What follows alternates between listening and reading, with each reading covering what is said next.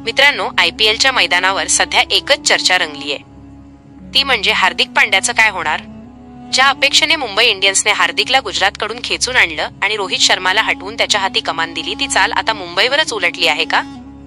Social मीडियापासून ते cricket तज्ज्ञांपर्यंत एकच आवाज येतोय, हार्दिकचे कर्णधारपद जाणार. यामागचं सर्वात मोठं कारण म्हणजे चाहत्यांचा प्रचंड रोष. मुंबई इंडियन्स म्हणजे रोहित शर्मा असं समीकरण चाहत्यांच्या मनात घट्ट आहे. हार्दिकला कॅप्टन बनवल्यापासून स्टेडियममध्ये त्याला ज्या पद्धतीनं बू केलं जातंय, त्याचा थेट परिणाम टीमच्या मानसिकतेवर होतोय. मॅनेजमेंटला आता चाहत्यांच्या या नाराजीची मोठी धास्ती वाटू लागली आहे. दुसरं कारण म्हणजे स्वतः हार्दिकचा फ्लॉप फॉर्म.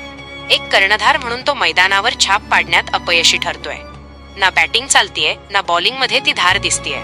जेव्हा कॅप्टन स्वतः परफॉर्म करत नाही, तेव्हा टीमचा आत्मविश्वास डळमळीत होतो. त्यातच त्याचे काही निर्णय, जसे की स्वतः पहिली ओव्हर टाकणे, हे देखील टीकेचे धनी ठरले आहेत. अशाही बातम्या येत आहेत की मुंबईच्या ड्रेसिंग रूममध्ये दोन गट पडले आहेत, एक रोहितच्या बाजूने आणि दुसरा हार्दिकच्या. जर टीममध्ये एकजूट नसेल तर विजय मिळवणे कठीण असते. मीडिया रिपोर्ट्सनुसार कर्णधार पदाच्या शर्यतीत सध्या सूर्यकुमार यादवचं नाव आघाडीवर आहे, तर जसप्रीत बुमराह आणि शार्दुल ठाकूर यांच्याकडे देखील मॅनेजमेंटचं लक्ष आहे. सर्वात महत्त्वाचं म्हणजे चाहत्यांच्या दबावामुळे रोहित शर्माकडे पुन्हा नेतृत्व जाऊ शकतं, असाही अंदाज वर्तवला जातोय. हार्दिकचा करार 2027 पर्यंत असला तरी टीमची ब्रँड व्हॅल्यू वाचवण्यासाठी मॅनेजमेंट हा धाडसी निर्णय घेणार का, हे पाहणे आता महत्त्वाचे ठरेल.